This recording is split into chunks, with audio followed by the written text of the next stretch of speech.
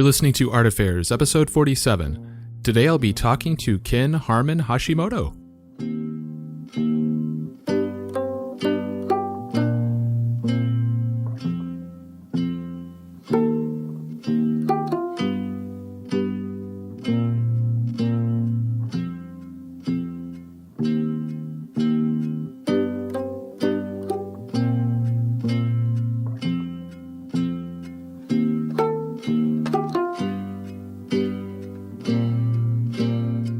Alright, so my name is Michael Faith, and this is Art Affairs.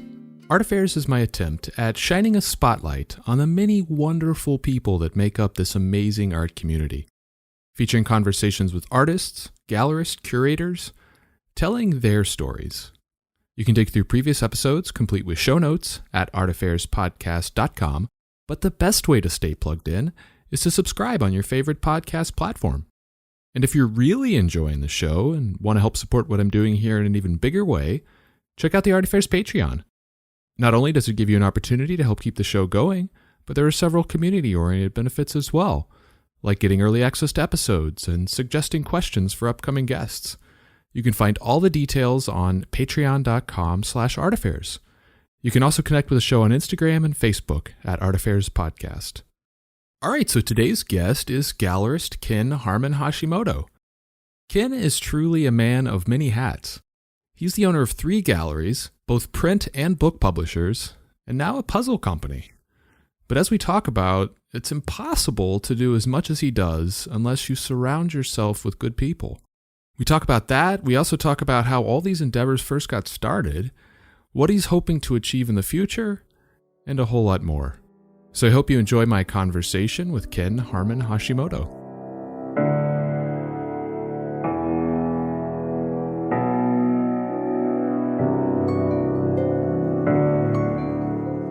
Ken, welcome to the show, man. It's good to finally have you on.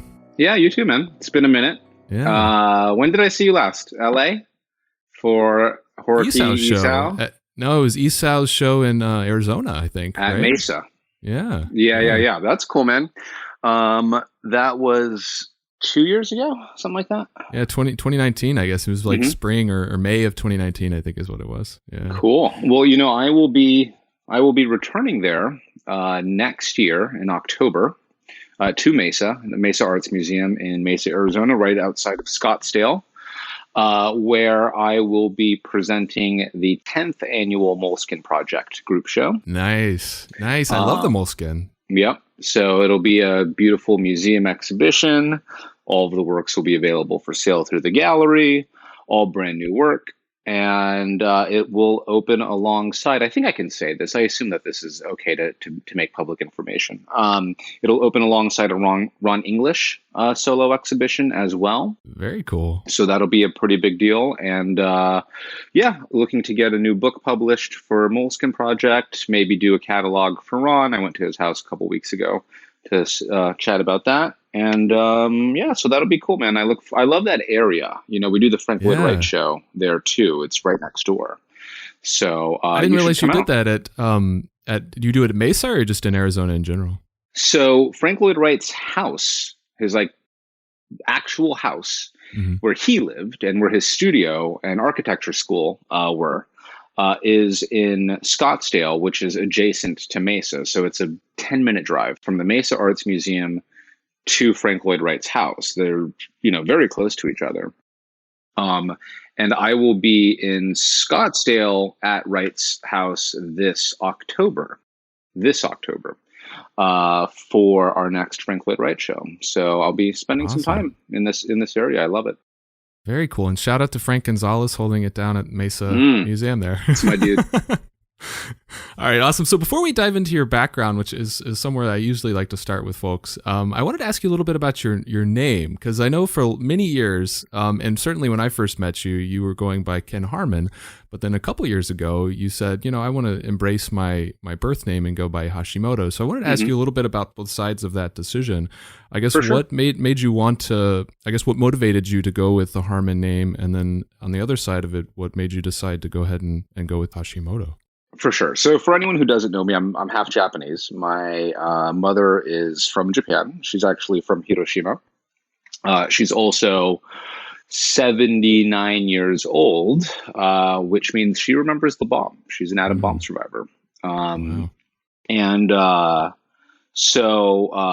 and my father's Caucasian. And, I was raised by my mother in a very traditionally Japanese household.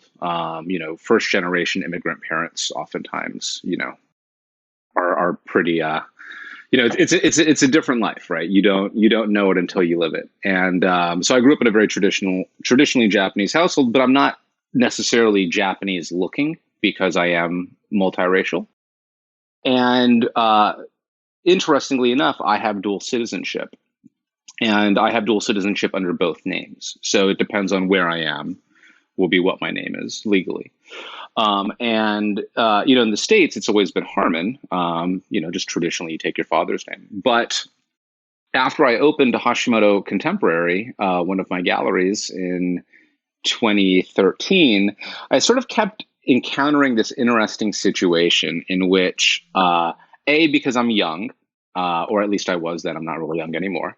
But because I'm young, I would be at art fairs or I would be at exhibitions or I would be at shows or wherever. And people would just assume that I'm like a white guy working at this gallery, and they would always, and like, it's funny, but my girlfriend, Jennifer, she, she told me this funny story where when she first met me at an art fair in New York, way back in the day, for whatever reason, she had somehow gotten it in her mind that Hashimoto Contemporary was an art gallery owned by a little old Japanese lady, and so when she met me, she was like, "Oh, like yeah, like I met that nice guy at that gallery. Like I wonder who the owner is," And so that sort of just kept happening, and to make things easier, I just sort of slapped the Hashimoto onto my name in sort of more public facing areas. And I'll use it, depending on the situation, I can go either way. It doesn't matter much to me. I'm both as far as I'm concerned. So some people get a little confused by it, but it also provides some clarification for people too. So, Sure. but when you're multiracial, a lot of these things are just generally nebulous. Racial identity is a very interesting thing. And the name is only just one, of many things that, Sure. just growing up, you sort of try to navigate and figure out. And like, it's hard to convey to people who don't experience that. Like there's Japanese people who don't understand this experience. There's white people who don't understand, but I probably have more in common with someone who's half black than I do with someone who's 100% Japanese, so. That makes a lot of sense. Yeah. So as far as the names go, Harman is your father's name and Hashimoto is your mother's name. That's where. Correct. Okay. Very cool. So where did you? I know you spent a lot of your life in the Bay Area and in Oakland. Is that where you grew up, or did you grow up in another part of the world? So I grew up in Southern California in the San Fernando Valley, and when I was 19, I hopped on a Greyhound bus and I went to Northampton, Massachusetts. For a girl who was living at an all-girls college. I lived there for many years, and I moved to the Bay probably like in 06, 07, around then. And I've been mostly there for most of this time, though I'm currently in Brooklyn right now. I'm now mostly in New York, but I still have my place in Oakland, and I still spend a lot of time there. Okay. And so growing up in San Fernando Valley, did you have much exposure to the arts as a kid? I did actually. And my mother is an artist, a pretty good painter actually. And she always took me to museums as a kid. And, she had, like single mom working, working, a job, and like we did not have a lot of money growing up at all. And the fact that she thought that it was important to have like a LACMA membership so that she could take me to the museum regularly as a kid, I think shows sort of her priorities there. And so I grew up in a very art friendly household. Were you artistic yourself? Yeah. I took art classes as a kid, and I was pretty good at drawing, but not to the level of my friends today. But I've always loved it as an appreciator and just as something to do. So growing up, what did you expect your career would be like? What kind of career goals did you have in high school? Oh, I didn't have any, and I never went to college. I did not ever expect to be involved in the arts, and this is sort of a bit of an interesting detour here on this story. But when I was a kid, when I was about probably like 2, when I was a baby, my mother was looking for something. She was looking for some sort of guidance, right? You're an immigrant in a new country. You've got this bratty 2-year-old running around. You want some sort of guidance in life. And a friend of hers recommended that she reach out to this psychic in Las Vegas. So it's 1984. My mother mails a check for $200-300, which is a lot of money at that time, to this psychic in Las Vegas. She fills out, these questionnaires and what time of the day and this and that, fills all this paperwork out, mails it to the psychic with the check. And a couple weeks later, the psychic mails her a couple cassette tapes, this 2-3 hour long reading, right? And because, in 1984, the long distance charges you would have, Pacific Bell or, Ma Bell would have charged you would have been, astronomical, right? So it was much more effective to do that. And, my mother had sort of mentioned that at various points. Like, I know that she had done that, but I didn't really know much about it. And probably about maybe 7 or 8 years ago, I was at home in Southern California, and I was just driving around. She's old, and I drive her to the Japanese market and stuff, things that are far away that she typically can't do herself. And driving to the market, and she's like, "Oh, look at what I found while cleaning up. I found these cassette tapes." And I'm like, "Oh shit. Okay. Wow. Fucking put it in, man. What's going on? This is interesting." And she puts it in. And, the psychic got a lot of stuff wrong, right? I mean, she never remarried. She never had a second kid. He got a lot of stuff right. He got a lot of stuff wrong. That's the way these things go. Yeah. And, he didn't talk about me much because it wasn't about me. It was about her. But he did talk about me for a couple of minutes. And this is such a trip, man. So in this fucking tape, which I have heard with my own 2 ears, I have heard this cassette tape. I've heard this at this point now, almost 40-year-old cassette tape. He says, "Your son will be involved in the arts." Oh, wow. "But he won't be an artist. He may own an art gallery or something similar to that." Wow. You got that spot on. Like that, listen, man, after, I'm a very rational, logical human being, right? And after hearing that, fucking sign me up, because how do you call that? How, crazy. That's not a common job, right? Right. Your son will wait tables. Okay, cool. Yeah, millions of people wait tables. Your son will own an art gallery? I was 2 years old. And I've heard this tape. I mean, this is not, it's anecdotal, but it's not hearsay, so. Yeah, that's insane. That's insane. Crazy. How you got that so spot on, because it wasn't an obvious trajectory for you at all. Not at all. And so your decision to not go to college, was it purely a financial one, or were you just unsure of what you wanted to do? I don't think I really cared, to be honest with you. In retrospect, looking back now, I wish I had gone just because I love to learn. I'm always reading. I'm always reading a book. I would probably argue that I have more of a college education than most college graduates. But I'm a smart dude. Just never really appealed to me. I think that there's a lot of people for whom this is a pretty common thing. But yeah, it just wasn't really my bag. I'm not much. I don't like following rules and obeying orders.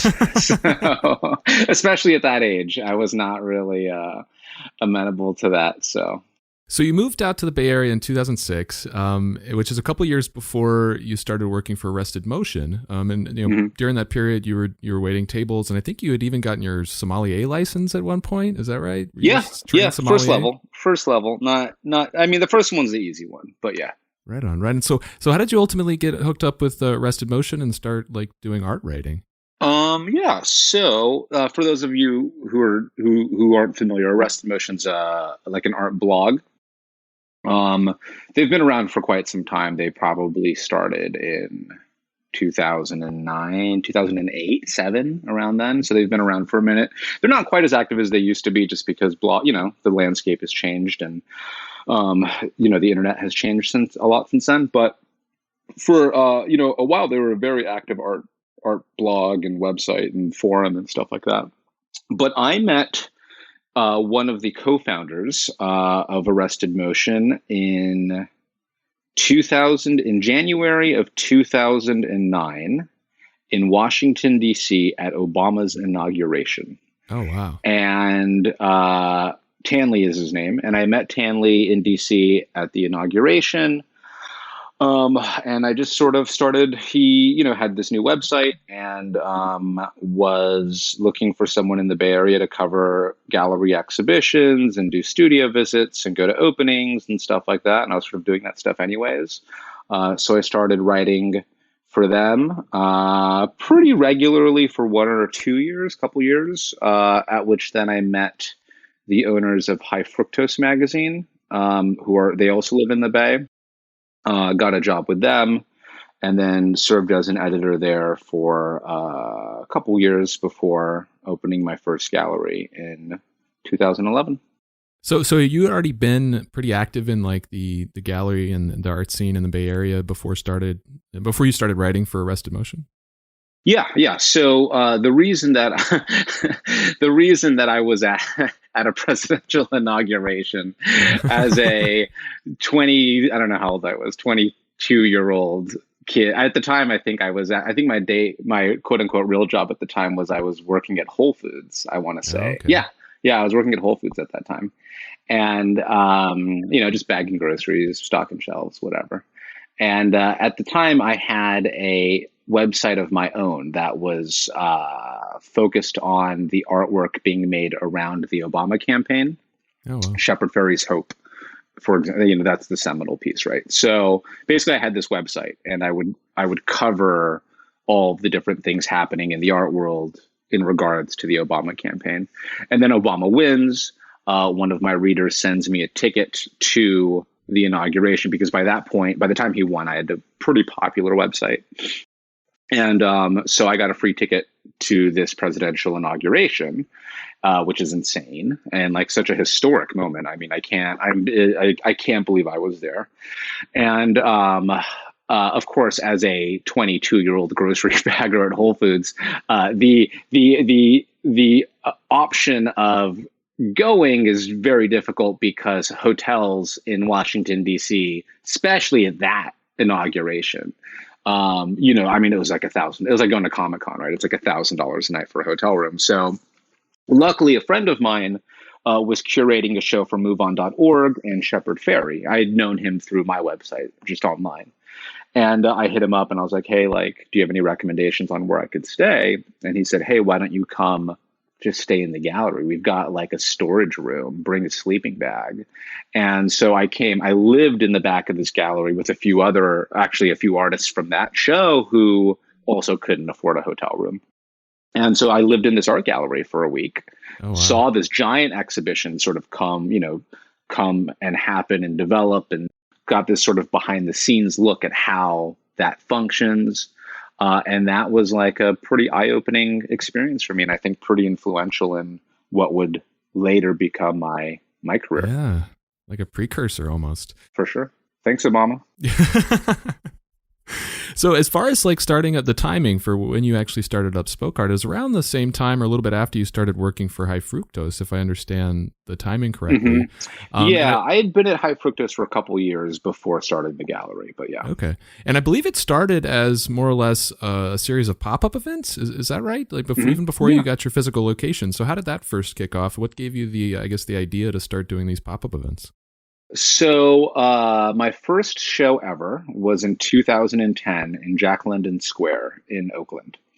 And a buddy of mine, Eddie Cola, he had gotten an invite to curate this show for the East Bay Express, the East Bay Express being the local alt-weekly newspaper for the East Bay area.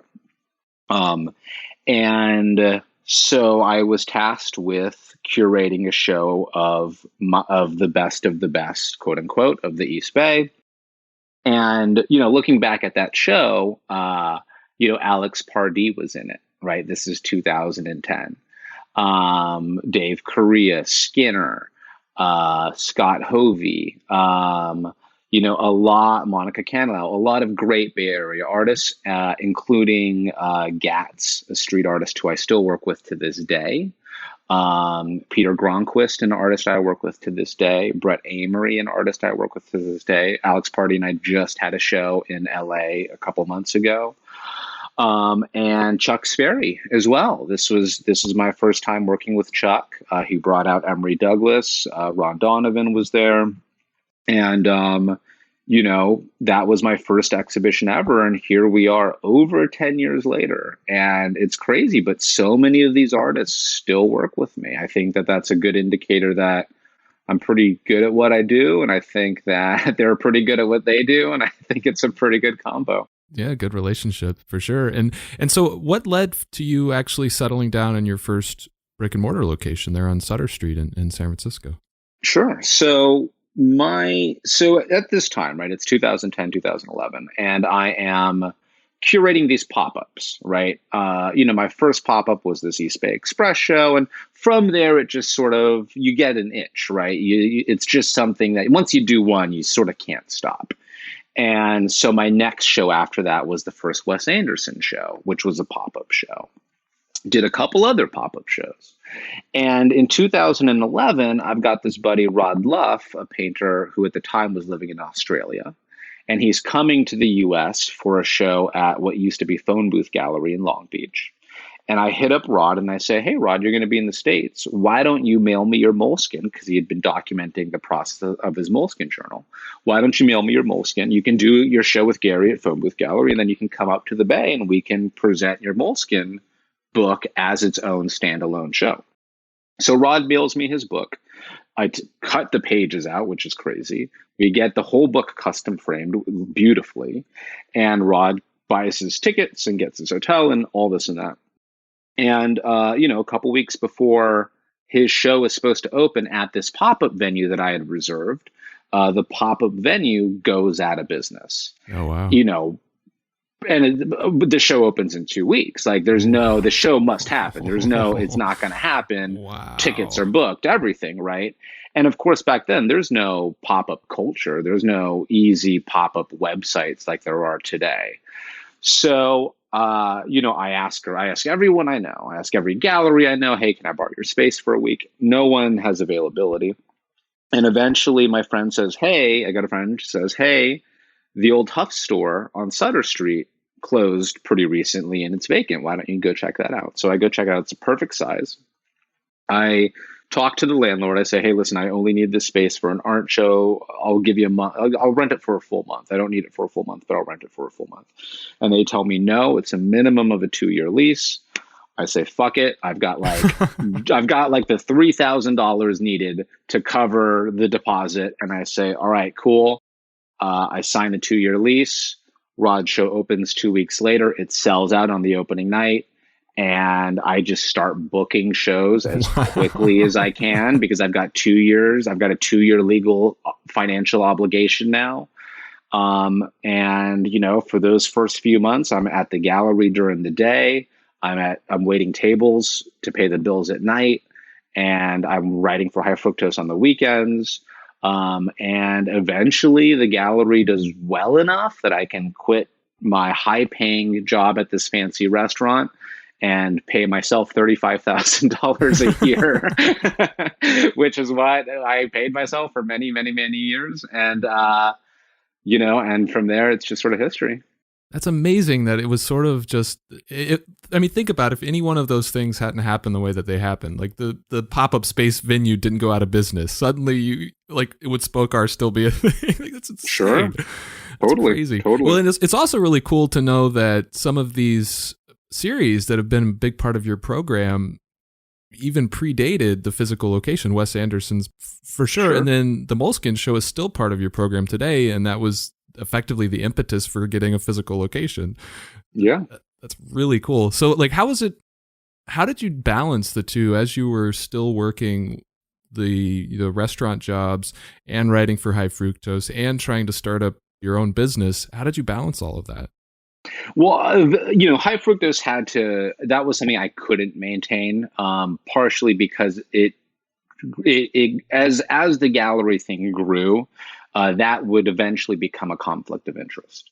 I can't be an editor for a major international art magazine and also own my own art gallery, right? So eventually, I wound up leaving High Fructose.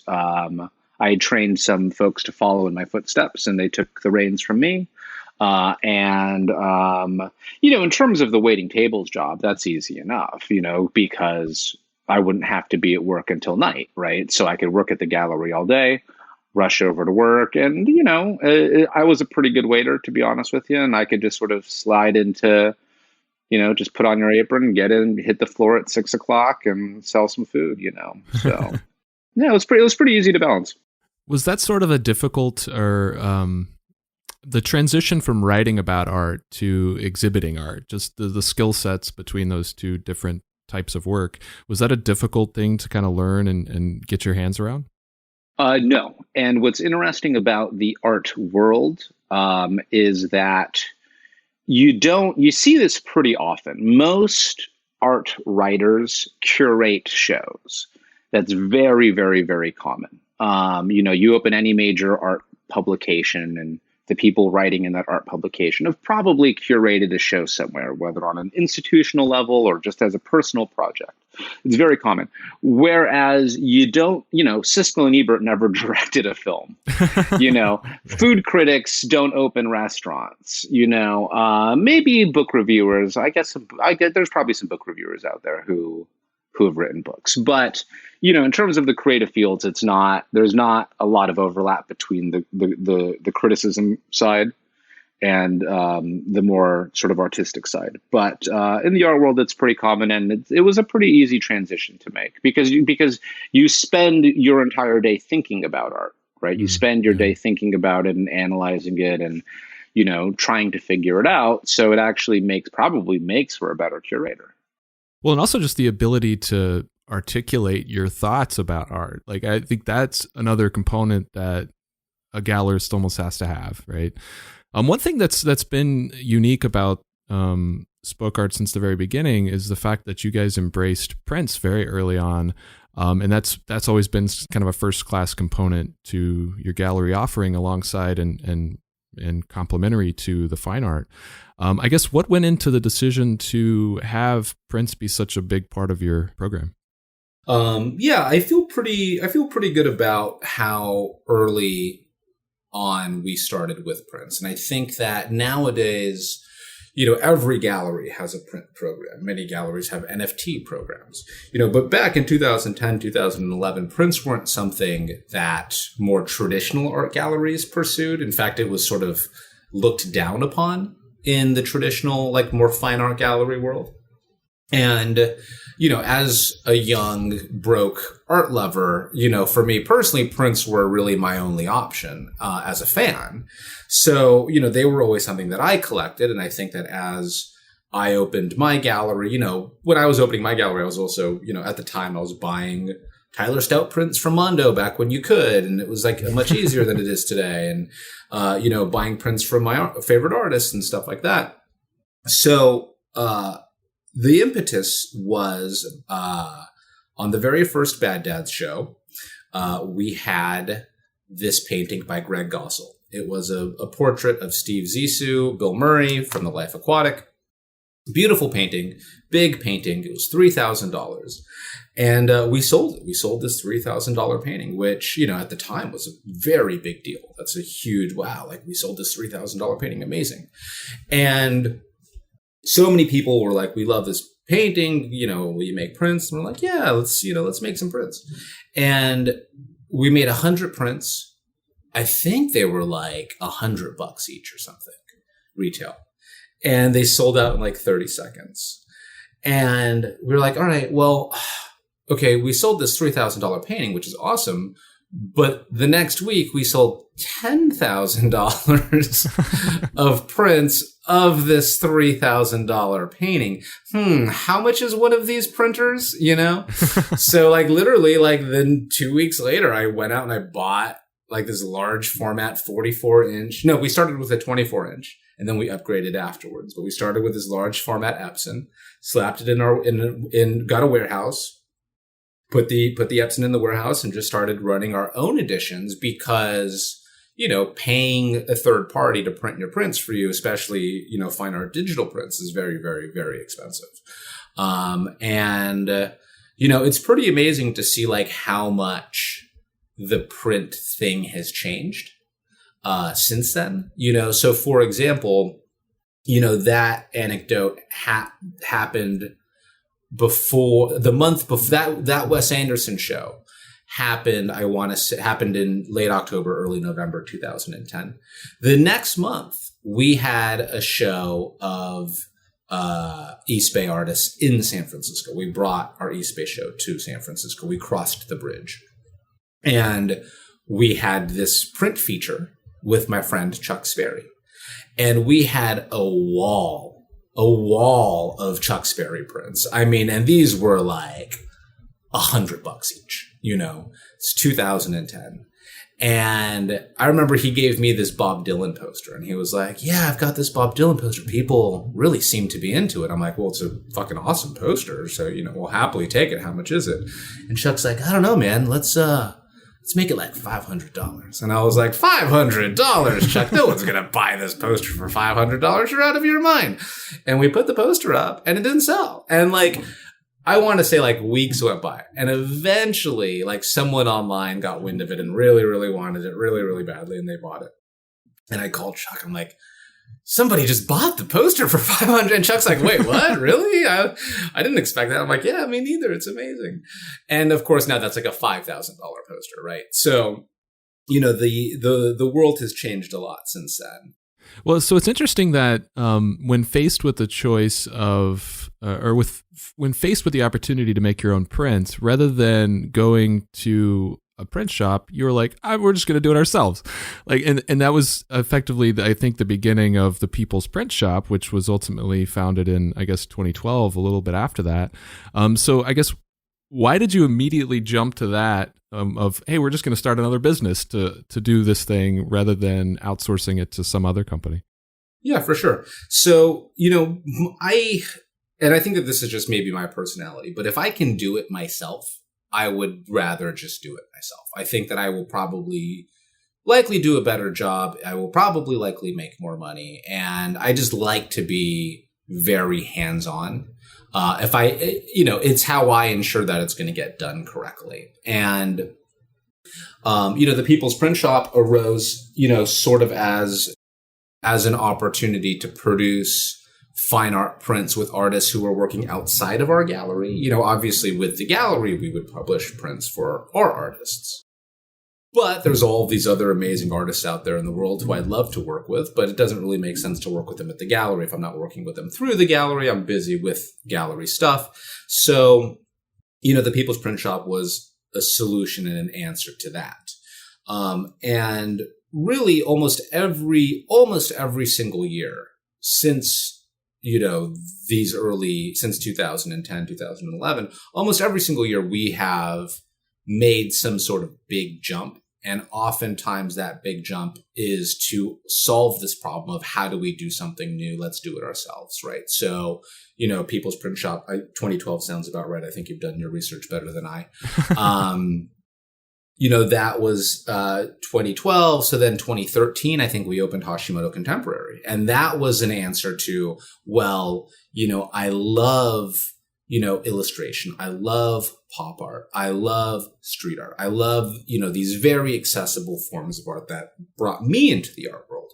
But at the same time, I also love sort of higher concept art, right?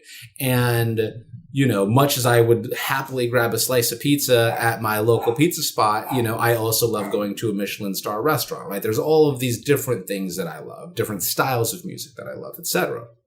So, we opened Hashimoto in 2013 as an answer to that, right? How do we pursue more contemporary, higher concept work in a gallery format. After that, I want to say Paragon Books may have come after Hashimoto. And so just to catch listeners up, we also have a book publishing company called Paragon Books. Our next release is actually going to be next month with Felicia Chow. Do you know her work, Michael? Yes, she's fantastic. Yeah, she's amazing. So we are publishing her debut book. It's going to be pretty cool. What we did was we took her sketchbook. We took sketchbook number 6 and we scanned the entire thing and recreated it identically to the original book. And, that's okay, cool. Been there, done that. If you've seen any of our Moleskine Project books, you know that that's something that we've done. Mm-hmm. But for Felicia's book, what's really interesting is that, she uses these Copic markers and they bleed through the paper. So the backs of each piece on paper is totally bled through. It's smudgy. It looks crazy. It looks like an abstract, smudgy Jackson Pollock, right? So in creating this book for her, we scanned the backs of the pages and reprinted those. Oh, wow. So you sort of get this look almost behind the scenes that you're not going to get at a gallery show. And that's how her actual sketchbook is, though you would never know that unless you picked it up and flipped through it.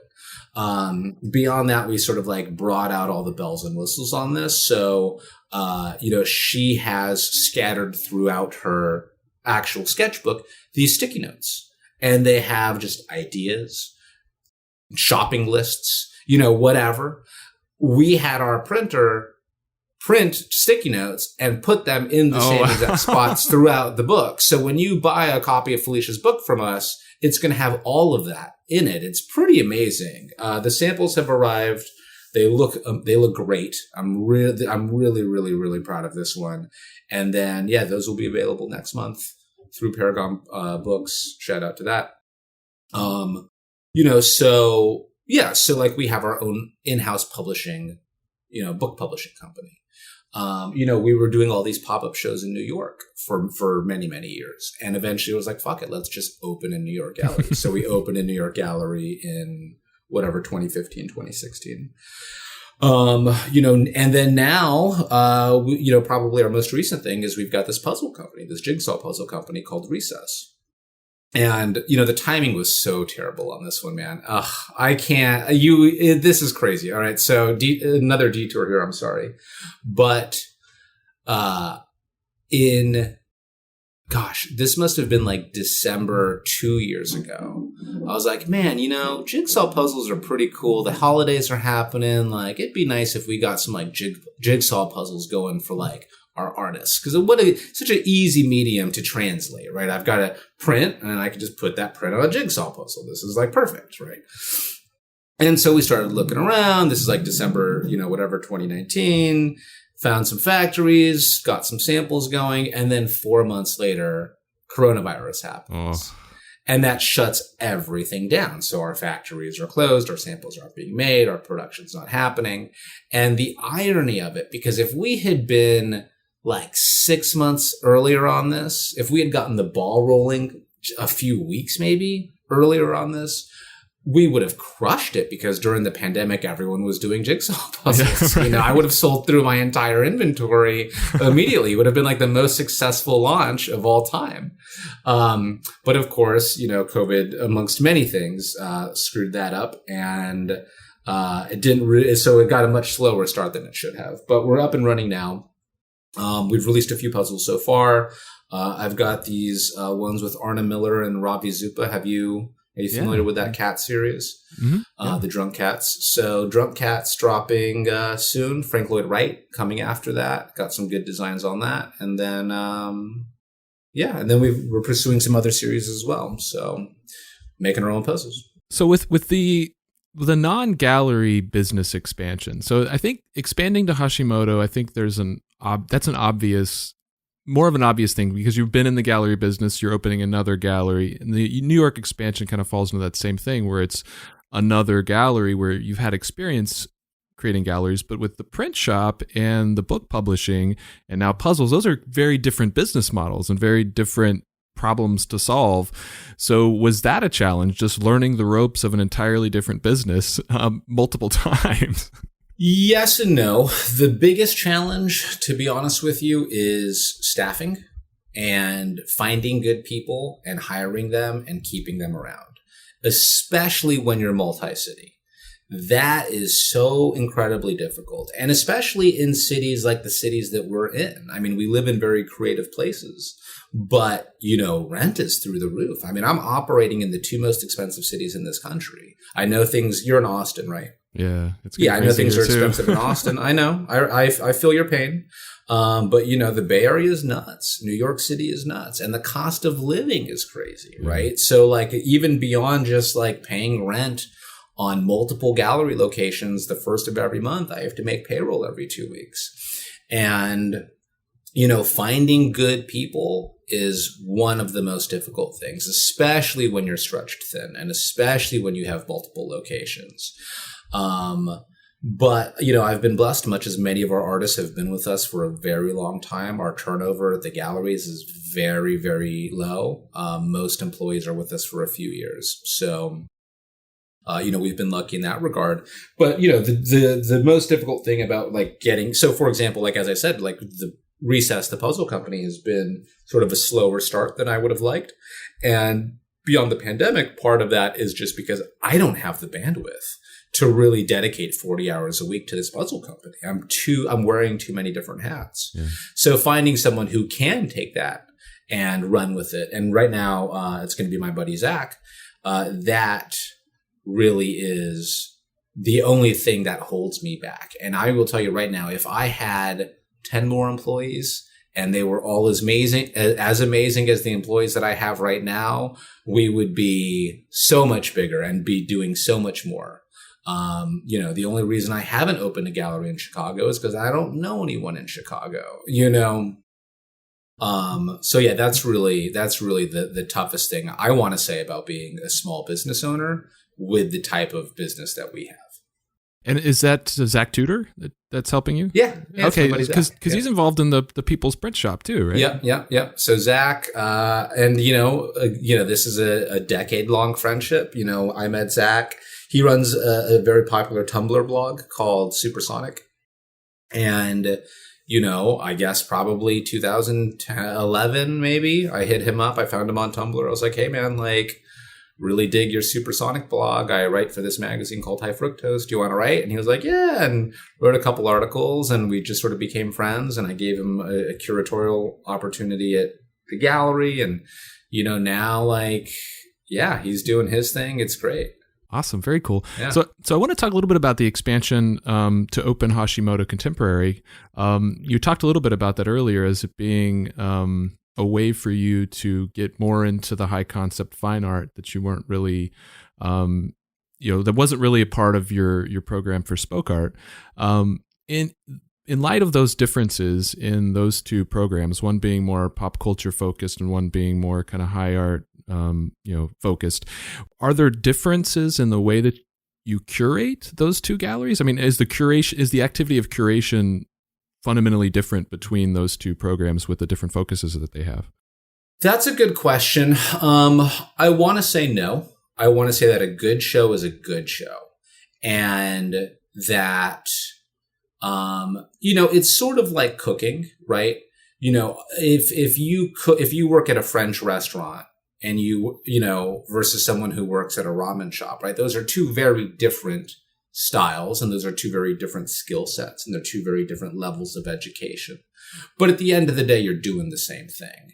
And every amazing chef that I've ever known, give them enough time and enough decent training behind any kitchen, they'll pick it up, because you're really just sort of doing the same thing, but with different elements. You're combining the salt and the acid and the fat and the heat, and, but you're doing so with different types of vegetables depending on where you are.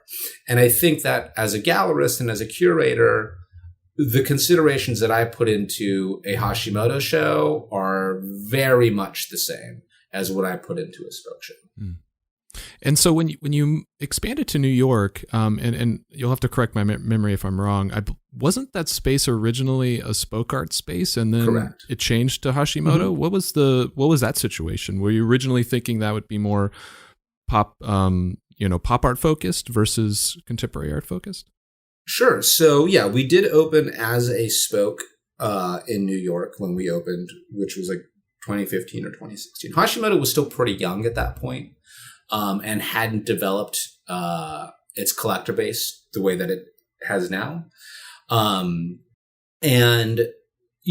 much as I can go both by Harman or by Hashimoto, for me, the galleries are really the same thing. It just doesn't, they're just different labels, but they're really the same thing. And what's interesting is that, so for example, when we do a spoke art show in New York, which we do pretty regularly, when we do a spoke art show in New York, if you inquire on an original work at that show, you'll be talking to Jennifer, who is our New York director, and you will reach out to her at her New York at Spoke Art email address. The next month, if it's a Hashimoto show and you see a work that you like, you're going to talk to Jennifer. You're just going to talk to her at her Hashimoto at, her New York at Hashimoto email address. And the show will be installed by Raul, who works technically for both galleries. And the works will be stored at our warehouse in Berkeley by Hector, who manages everything. And so really, it's the same exact thing for us logistically. Same gallery, same employees, same methods, same ways of selling, same ways of doing something. We're just putting a different label on it. So, that when Spoke wound up transitioning to Hashimoto, that was actually for a couple different reasons. And one reason is the New York market. Something that we learned over time is that, we were very California based, Spoke Art being a California company. And, there is a really interesting divide between the New York art scene and the California art scene. And you see this going back to the 60s. You see this going back to the 70s. And, a lot of the sort of more accessible, illustrative, so for example, like pop surrealism, had a very brief heyday in New York with Jonathan Levine Gallery. But after Jonathan's closed, there wasn't really much room for it. And the response to it was good, but we were getting a lot more interest from like California-based collectors than we were from New York collectors. And I think that that's just a regional thing. I think that, and as we've developed as a business and as an organization, that's something that I consider curatorially. So, for example, the work that I would bring to the Seattle Art Fair would likely be different to the work that I would bring to the Dallas Art Fair, because I'm going to, when I prepare for these events, I'm going to consider who is the local market, what are they interested in, and how do I cater to that. So yeah, Hashimoto. So the New York space became a Hashimoto, but in many ways it's still Spoke Art, and in many ways we still do Spoke Art shows there very regularly. And so for me, it's really the same thing. Right on, right on. And so you mentioned earlier you're actually living out in New York now yourself, right? What prompted that move? Like, do you like the New York area better, or is it just to be closer to that gallery? We have more going on in New York. To be totally clear. So yeah, I do, it's just, there's more happening here than there is in the Bay.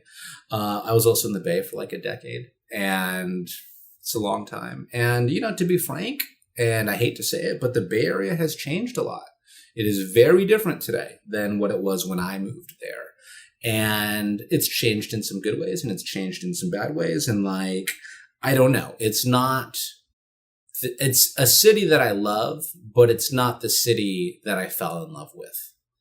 And, I'm here, I'm in New York. My life is now in New York. I love New York. I will be spending a lot more time in California, in the weeks to come. But yeah, this is where I am now. And I don't know, maybe I'll be somewhere else 10 years from now. What goes into deciding, I guess, which coast a show's going to be at? If it's going to be in the San Francisco show versus the New York show, what goes into that decision?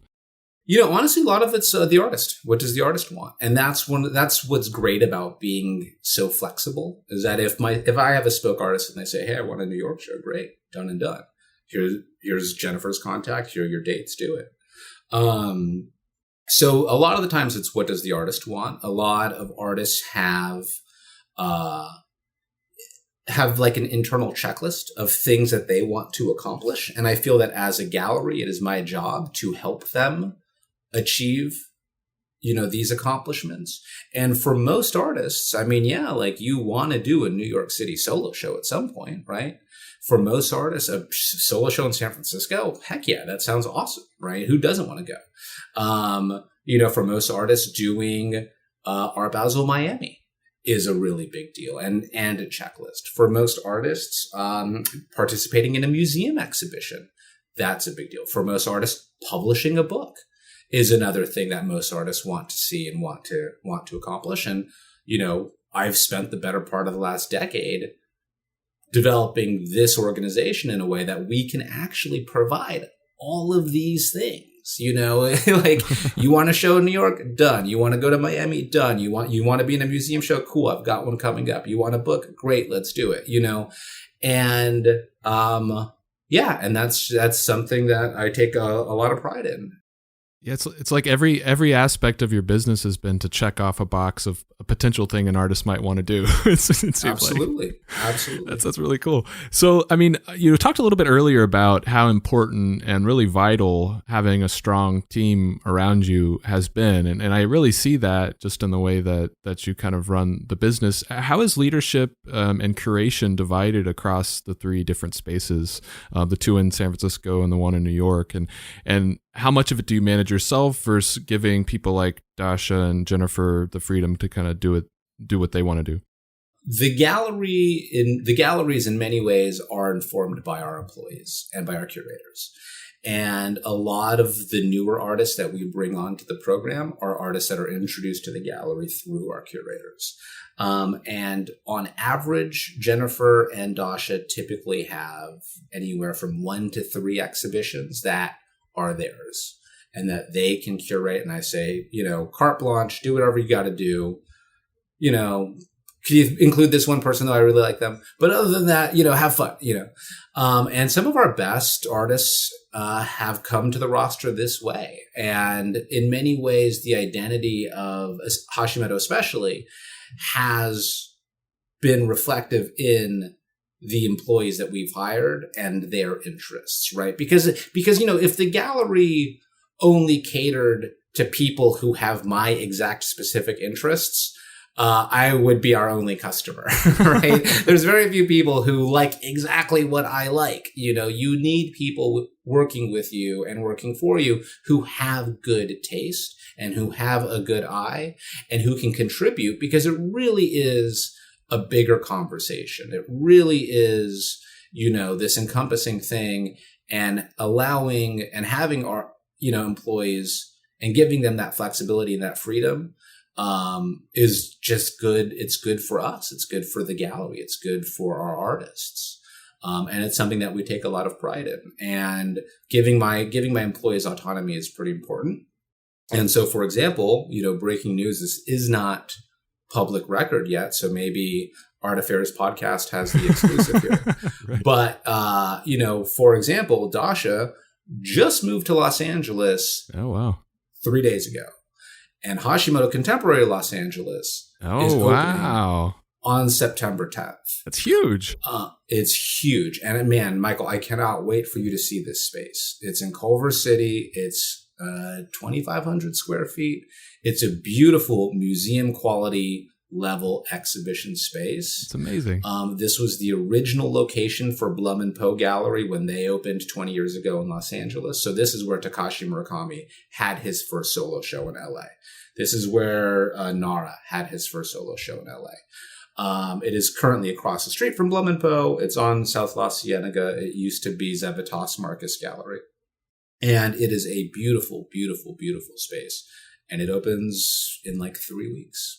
Wow, that's amazing. Yeah, I didn't hear anything about that. That's incredible. Yeah, we've just been busy. So we've been busy with a million other things. So we'll make the announcement in probably like a week or two.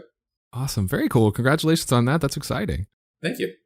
So on the note, you mentioned just wanting to have your lineup be more than just the artists that you follow, for obvious reasons. How much thought do you put into diversity in general when it comes to your lineup? Because I feel like you have a pretty diverse roster when it comes to race, gender, all of those things. Is that something that you've really had to put a lot of thought and intention towards? It is and it isn't. And I will tell you right now, it is very difficult to be a curator today. And what I mean by that is that I have been, so first of all, as somebody who is like, by definition, I'm biracial, right? So for me, like, I have an very interesting, very unique perspective on race in general. But,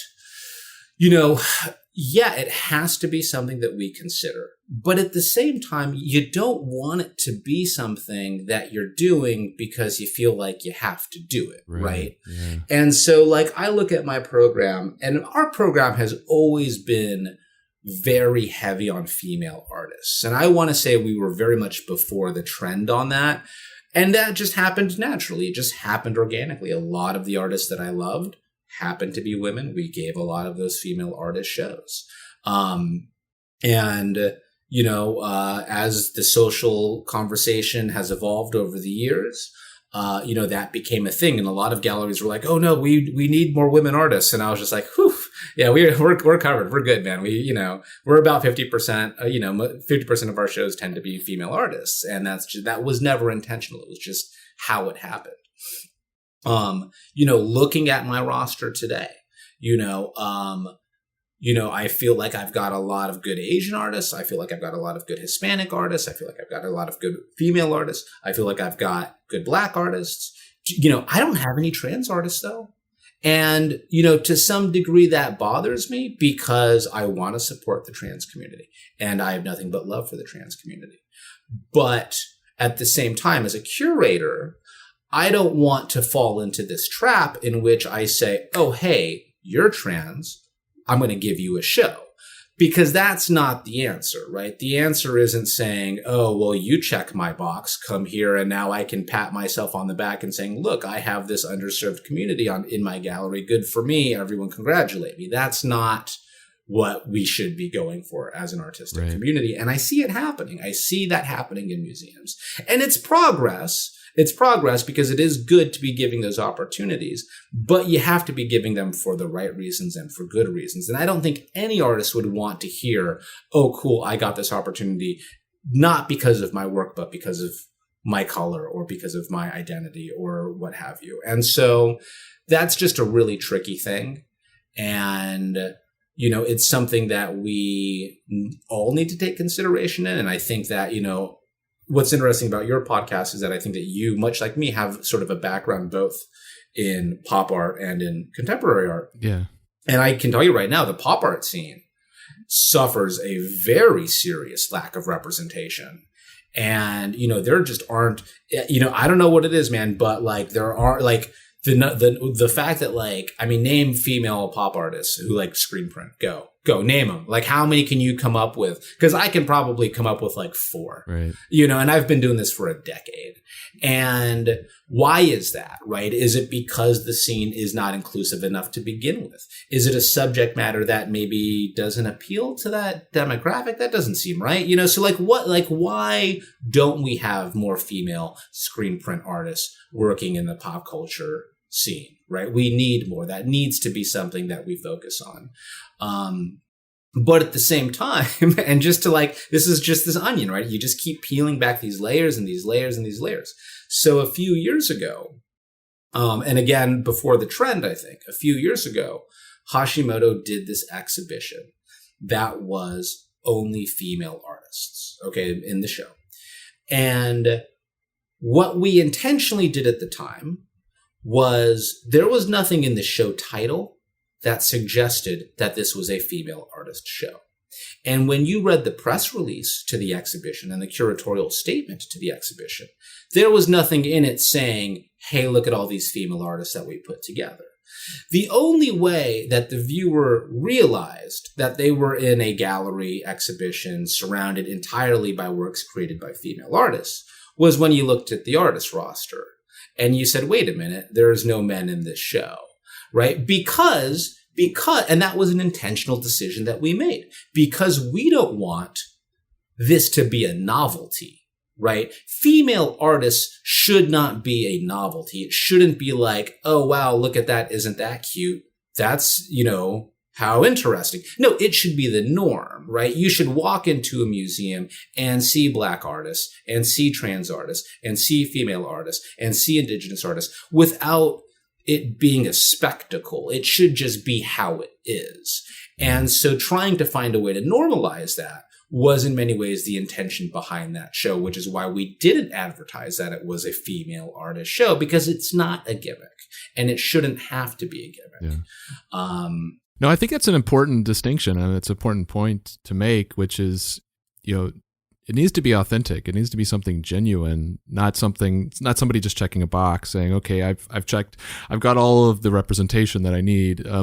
That's very kind of empty. So doing it with intention and kind of inspecting the environment to make sure that the environment is conducive to diversity, I think that's really that's the exercise or the activity that needs to happen, rather than just putting somebody on a roster because they check a box, Exactly. No, that's a great point. So I want to shift gears a little bit and talk about the Frank Lloyd Wright project, which you mentioned earlier. Sure. And that's something that's fairly new. I think 2019 was the first year for that, where you partnered with Frank Lloyd Wright Foundation. So I guess, how did that opportunity first come about? Like, is that something that you approached them with the idea for, or they came to you? They came to us. They had someone, Jeff Goodman at the Frank Lloyd Wright Foundation, had come across our Wes Anderson art book. So for any listeners who aren't familiar, many, many years ago, we published this art book with Abrams Books, a big book publisher. Wes Anderson wrote the introduction to the book. It featured all of the artwork from our Wes Anderson art shows. And Jeff, being a Wes Anderson fan, had picked up this book. He fell in love with the artwork, specifically with this artist, Max Dalton, who was in our very first Wes Anderson show 10 years ago, and we still work with to today. Fell in love with Max's work and got Max to, and Max's aesthetic is very like mid-century modern, so it's actually a perfect pairing. And Max had done some work for the foundation. They have this quarterly publication that the foundation sends to members, etc. And then Max just sort of made the connection, and I threw him a pitch for an idea for an art show, and it took a while, and they wrapped their heads around it, and they loved it, and we said, let's do it. And we've done a couple of them. We did one in Taliesin West in Scottsdale, Arizona. We did one at Taliesin in Spring Green, Wisconsin. We brought the show to New York. And it's amazing, man. It is so cool. Like growing up in an art loving household, Frank Lloyd Wright was in many ways a part of my childhood. We had books, and, my mom and I went to Falling Water, 20 years ago when we happened to be on a road trip. And so for me, this has been like a passion project. I'll tell you right now, I do not make money on this show. But like, for me, it's just something that I love to do. And we get to go there and we get to put on an art show inside the same exact room where the Guggenheim was designed. I mean, that's fucking crazy, that's amazing, man, and we get to stay there. We get to sleep there. We get to live there for a week. I mean, it's really the most amazing thing in the world. And like I said, I don't make any money doing it, but I love it so much, and I'm so proud to do it. And it is so interesting to me, and it's so different, right? Because, in many ways we're tapping these poster artists, right? Who you've probably seen this Mondo print that they did, or you've seen this spoke art print that they did, or this 88 print or whatever, right? You've seen them at San Diego Comic-Con or what have you. And, much as, one of my gripes about the pop art scene is that there's a lack of representation. Another gripe of mine, not to just be sitting here and ranting like a crazy uncle, but another gripe of mine is that it's just the same thing over and over again. And like, I get it, like licenses are expensive, and people like Jurassic Park. I get that. Make your money. That is fine. But for the love of God, can we do interesting things here? Like, can we do things that aren't, I don't want to say easy and or profitable. Oftentimes those two things come hand in hand. As a business owner, I get it. But hey man, if we're going to do, a Star Wars poster, and I love Star Wars, but if we're going to do a Star Wars poster, let's also do something else that is really interesting and is really different. And I think that this is something that everyone's grappling with. I look at for example, I look at what Mondo's been doing, right? And they're they've always done cool stuff. And now it's okay, nice. They're doing some Wong Kar-wai stuff. That is great. And I think that partially that is a response not only to their own individual interests, I would assume, but also to just the fact that we have this crowded marketplace right now. There are so many galleries doing this. There's so many license holders doing it, and they're doing it in the UK and they're doing it in the US. And releasing a cool Jurassic Park poster or a cool Back to the Future poster or a cool whatever, it's so ubiquitous. It's so everywhere. And I think that all of us need to come up with our own way of finding a balance of okay, cool. How do we do this to pay the bills? But how do we also do something different and something interesting, And I think all of the different companies and organizations are finding their own little niches, whether that be gig posters, I look at what Joe at Bottleneck's doing, and he's really developing this Grateful Dead, Widespread Panic, gig poster thing in a way that Mondo never pursued with gig posters. You know what I mean? And Mondo's doing their own thing with statues and, merchandising and taking a risk on, sort of less popular, but better quality, licenses, right? In the Mood for Love or whatever. So, in many ways, I think that the Frank Lloyd Wright thing is just sort of our answer to that. How do we do what we love, but do it in a new and interesting way? And hopefully turn some people on to this architecture, right? I mean, there's Frank Lloyd Wright buildings all over this country. Go visit one. Go find out check it out. Many of them are accessible. If you love art, you're probably going to love this. Right. I mean, this stuff inspired so many different aspects of popular culture, too. Were the artists given an opportunity to stay at the homes, too, the ones that they depicted? So let me see. Rory Kurtz stayed with us at Taliesin in Spring Green, Wisconsin. He's visited Taliesin West for maybe a future thing. But, for us, it's really a travel issue. Many of the artists don't happen to, how many poster artists live in Scottsdale, Arizona? Right. When we told Rory, hey, we're coming to Wisconsin, his head exploded, right? Because how often does anyone say, hey, Rory, we're coming to Wisconsin to do a rad event? Usually he has to travel to New York or travel to LA or whatever. So, finding folks who happen to be near these buildings can be tricky. But I think that, a lot of our artists too have been oh yeah, I've been to this house nearby me. I'd love to, create it or what have you. Awesome. Very cool. So, and you said you have another one coming up this year, right? Is that in October? Correct. It'll be October. I want to say weekend of the 19th or something like that. Awesome. And so what else do you have coming up for 2021? What does the rest of the year look like for you guys? Oh boy. All right. So September, we open Hashimoto LA. October, we open Pat Perry at Hashimoto, New York. Where's it, Jillian Evelyn? We've got a pretty great line. We're doing 50 exhibitions right now, just through the galleries. So come October, we will have 4 gallery shows the month of October, plus the Frank Lloyd Wright show, plus New York Comic Con, followed by Complex Con in November, in addition to 4 gallery shows. Art Basel Miami in December, followed by C2E2 the weekend after in December. So yeah, we are busy, crazy busy, man. I think there's 1 or 2 weekends between now and New Year's that I don't have an opening happening somewhere. Very cool. So the opening in LA is exciting. What about 5-year long-term goals? What would be something that you'd say, man, if I accomplish this in 5 years, I've made it, Totally. And again, this just goes back to people. if I can find the right person, I would love to open a gallery in, I don't know, Chicago. I would love to open a gallery in Miami. Long term, international, man. That is just such a dream for me. Let me open a gallery in Paris. Let me open a gallery in Tokyo. Let me open a gallery in Hong Kong. I will, we've done shows in all of those locations, right? We did a Paris show already. We've done, I've been to Japan 4 shows. We've never done a show in Tokyo, but, we're looking at art fairs in Hong Kong. And, we've done shows in London.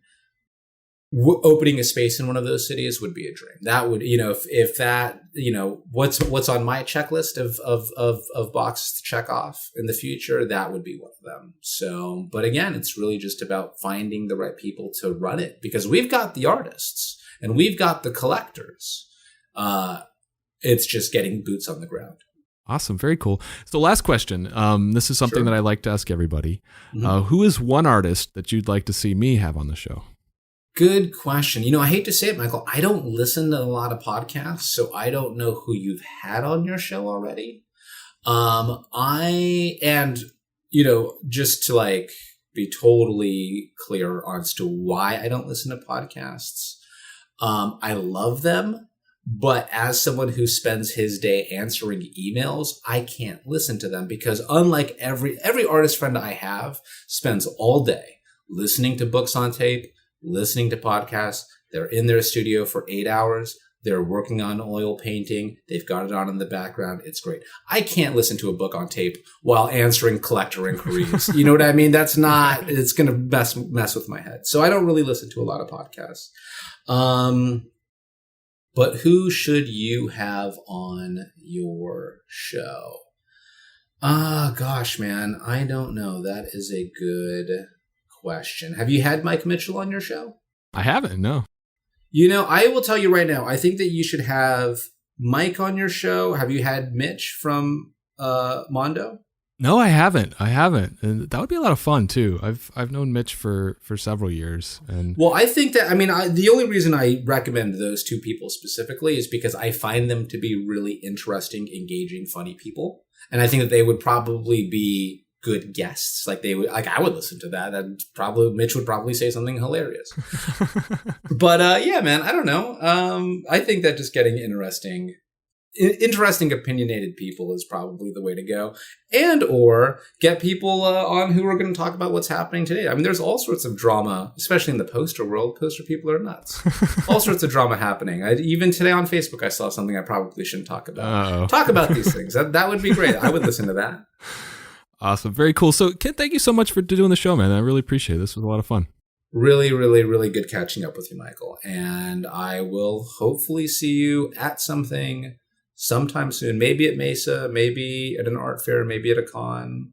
Hit the road. Are you traveling for anything? Anytime soon? I am still not going out too much. Don't get me started. With COVID and everything, I barely go to the grocery store still. So I am not traveling anytime soon, if I can help it. Unfortunately. Have you been to Miami for Basel? I haven't. No. Dude.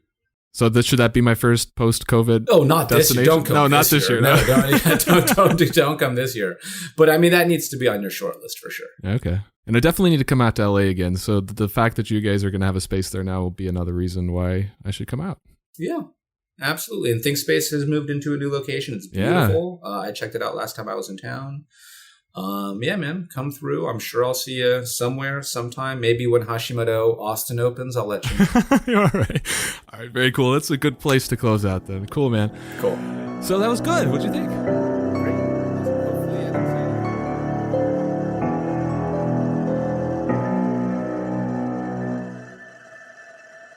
So that's it for this episode of Art Affairs. I hope you enjoyed my conversation with Ken. It's super interesting how organically all of his various business ventures have developed. The way that whenever he's faced with a problem, his solution tends to be, let's just do it ourselves. Artists want to put out monograms? Let's just do it ourselves. Artists want to have shows in New York City? Let's do it ourselves. His entire career has clearly been an effort at providing opportunities, solutions, experiences to artists and the art community. And it really shows in the way that he conducts business. I'm really stoked to hear about this new space in Culver City. That's really exciting. I had no idea they were planning an expansion into LA. It's definitely something I'll be looking to visit whenever I finally feel, comfortable enough to travel to LA again. I've been wanting to, especially with, ThinkSpace's new spot opened up, and just having not been there in, 5 or 6 years, I've been wanting to go, but, join that with the anxiety of travel in general, and of course with COVID. So who knows when that'll be, but whenever it is, I really look forward to, checking out Ken's new spot. So if you're in the Los Angeles area already, definitely make it a point to go check it out. It's going to be really cool. So thanks again to Ken for joining me today, and thank you for checking out the show. I'm truly grateful for your support. And just a reminder, one big way you could help out if you're really enjoying the show would be to check out the show's Patreon. You can find all the details on patreon.com/artaffairs. And as always, you can contact me through my website at artaffairs.podcast.com or on Instagram at artaffairs.podcast. So until next time, be good to yourself and be good to each other.